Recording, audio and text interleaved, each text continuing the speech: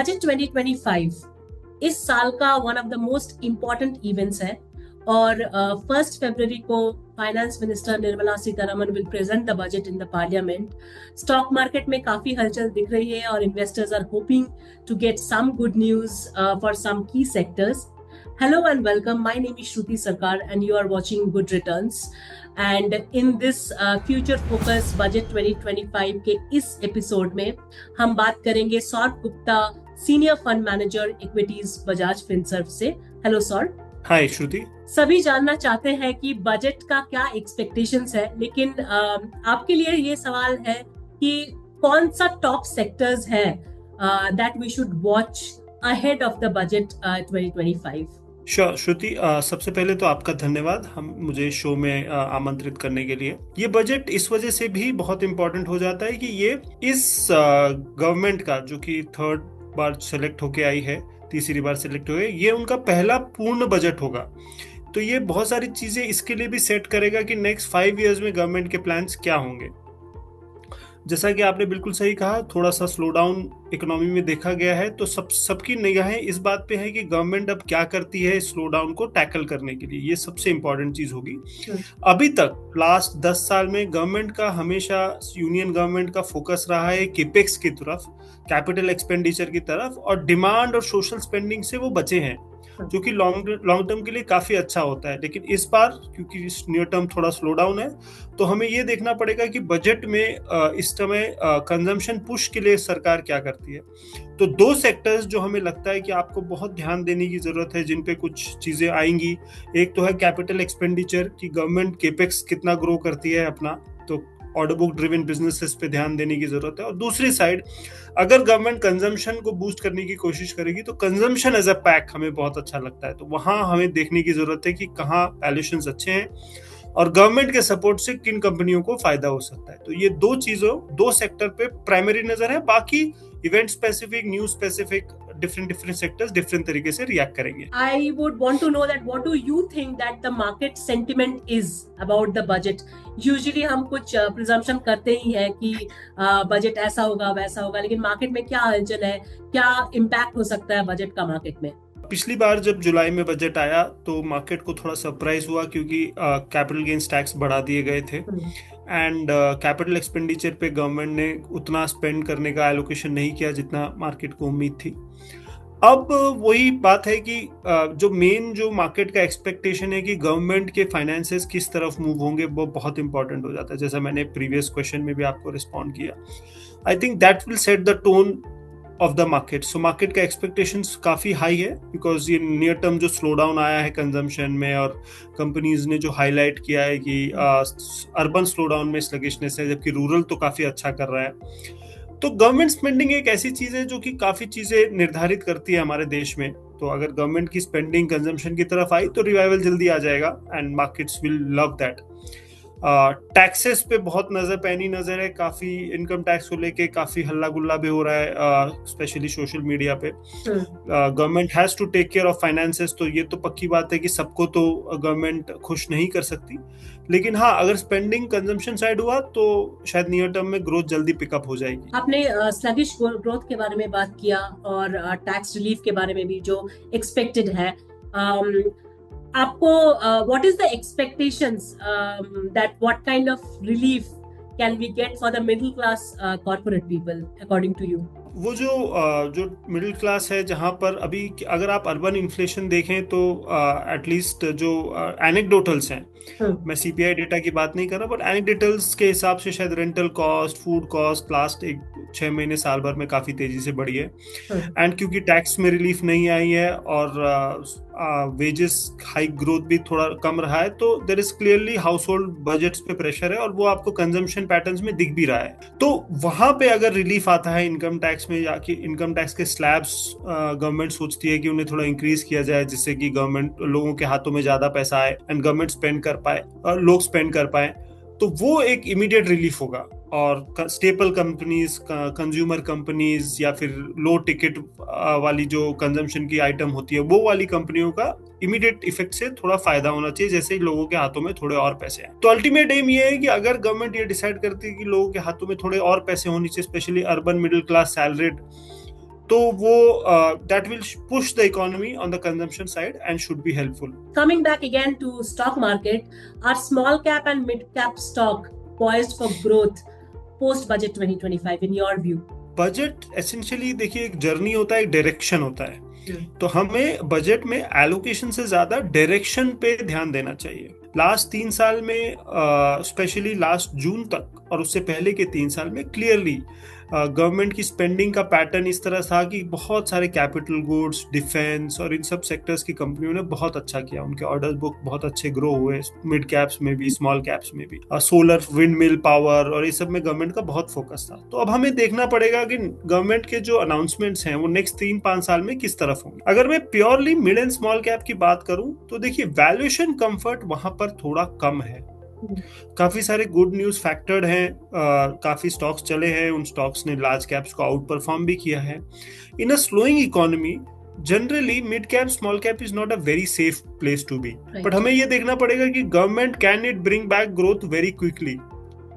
या तो गवर्नमेंट का प्लान होगा अगर केपेक्स के थ्रू ग्रोथ रिवाइव करने का, वो थोड़ा सा बैक एंडेड होता है, तो शायद नियर टर्म में थोड़ा स्लगिश रहेगा। ऐसे माहौल में मिड एंड स्मॉल कैप शायद उतना अच्छा ना करे। लेकिन अगर गवर्नमेंट ने कुछ ऐसे स्टेप्स लिए कि ग्रोथ जल्दी रिवाइव हो जाती है, नॉमिनल जीडीपी ग्रोथ रेट हमारी फटाफट डबल डिजिट को वापस क्रॉस करती है, तो आप देखेंगे कि मिड एंड स्मॉल कैप के अर्निंग्स अपग्रेड्स होंगे और शायद वो दोबारा चले। तो वो हमें देखने की जरूरत पड़ेगी। लेकिन ओवरऑल अगर मैं बजट को दरकिनार रखूं कि बजट को न्यूट्रल मानूं, तो इस समय large caps are better placed than mid and small cap given the risk reward. So you spoke about capital gain tax changes in the previous budget. What is the expectation for this budget on that? Expectation होती तो हमेशा ये होता है कि सरकार taxes ना बढ़ाए, लेकिन फैक्ट ये है कि गवर्नमेंट को अपने फाइनेंसेस टेक केयर करने पड़ेंगे। गवर्नमेंट तो एक तरफ से पैसे उन्हें आते हैं और दूसरी तरफ उन्हें खर्चा करना पड़ता है, तो हमें देखना पड़ेगा कि गवर्नमेंट टैक्सेस पे क्या व्यू बनाती है। जुलाई में उन्होंने इंक्रीज किया था, तो ये देखना पड़ेगा कि अब वो दोबारा इंक्रीज करते हैं कि नहीं। मुझे ऐसा लगता है कि इस बार नहीं तो डायरेक्शनली शायद कैपिटल गेन्स टैक्स धीरे धीरे इंक्रीज होंगे हमारे देश में, शायद इस बार ना हो, लेकिन वो हमें देखने की जरूरत है। एसटीटी में भी चेंजेस कर सकती है गवर्नमेंट। अगर आप देखें गवर्नमेंट की रेवेन्यू पूल का काफी बड़ा हिस्सा अब कैपिटल गेन्स और एसटीटी से आने लगा है, तो गवर्नमेंट विल इंश्योर कि उनका वो कलेक्शन पूल रहे, क्योंकि उन्हें काफी सारे पब्लिक वेलफेयर के लिए खर्चा भी करना पड़ता है। So I am not expecting a relief, at least cut तो डेफिनेटली नहीं होगा। शायद इस बार इंक्रीज ना करें क्योंकि मार्केट रिटर्न्स ज्यादा नहीं रहे हैं लोगों के, और शायद थोड़ा सा प्रेशर भी होगा कि टैक्सेस पे लोगों ने बहुत हल्ला मचाया है। एक्सपेक्टेशन तो ये है कि टैक्सेस अब और ना बढ़ाए जाएं। Right. Let's keep our fingers crossed. Moving on to FDIs. Any boost to the FDIs you expect after the budget is announced?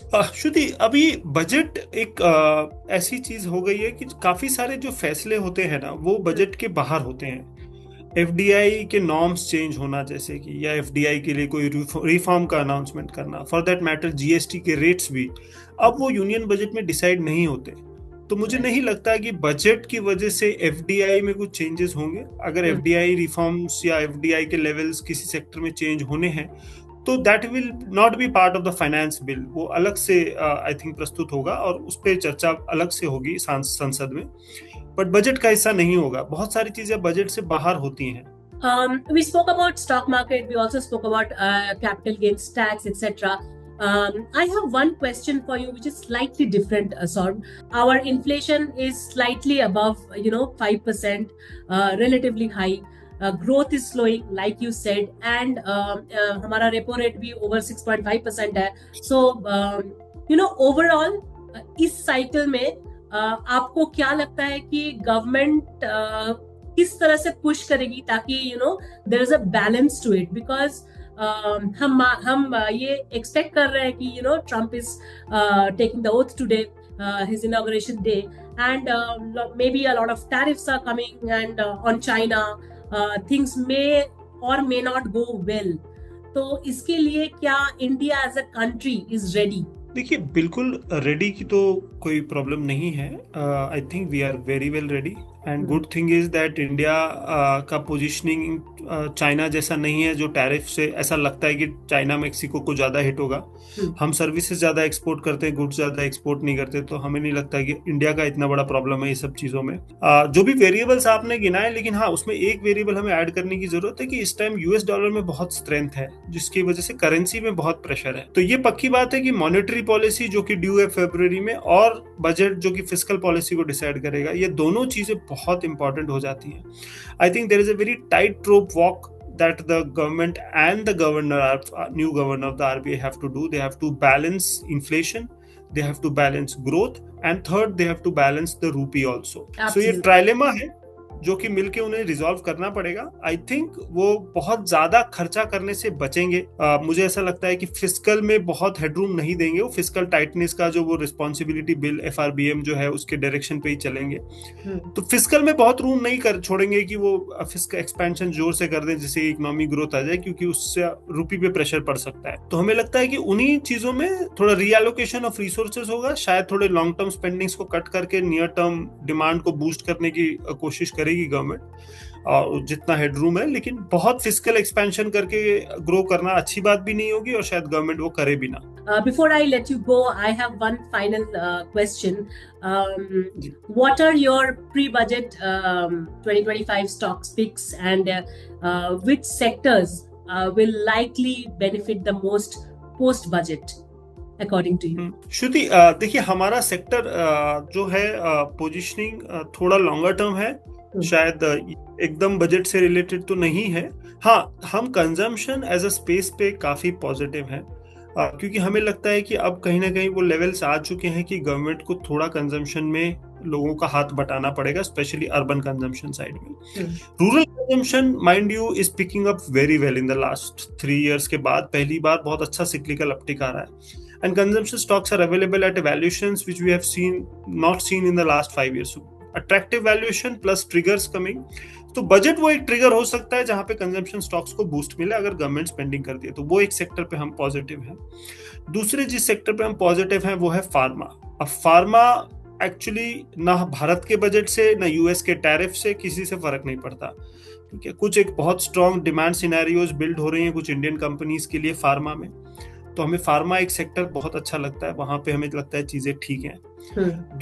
तीसरा जो सेक्टर है जहां पे हम धीरे धीरे अब और कंस्ट्रक्टिव हो रहे हैं वो है आईटी सर्विसेज। यूएस में जिस तरह से चीजें हो रही हैं, शायद वहां पे इंडियन आईटी कंपनीज की डिमांड बढ़ेगी और रुपी डेप्रिसिएशन से उनके मार्जिन्स को सपोर्ट मिलेगा, तो वो भी एक सेक्टर है जो हमें अच्छा लग रहा है। तो फिलहाल ये 3 सेक्टर्स हमें थोड़े ठीक लग रहे हैं, और फिर आगे जाते हुए देखना पड़ेगा कि ये टैरिफ वॉर में चाइना का क्या पोजीशनिंग रहता है, उससे मेटल स्टॉक्स को क्या वो होता है। लेकिन प्योर बजट से हमारे को उम्मीद है कि हमारा जो कंजम्पशन पे जो कॉल है ओवरवेट का, उसको बूस्ट मिलना चाहिए, and that is a sector one should watch. और कंजम्पशन काफी वाइड सेक्टर है, देखिए उसमें स्टेपल्स भी आ जाते हैं, ऑटोज भी आ जाते हैं, उसमें QSR, फूड, सारी चीजें आ जाती हैं। तो वो एक स्पेस पे मुझे लगता है कि budget should help. Very nice, Saurabh. It was amazing talking to you today. That was Saurabh Gupta, Senior Fund Manager, Equities, Bajaj Finserv. Thank you, viewers, for watching us. Thank you, Saurabh. Thank you, Shruti.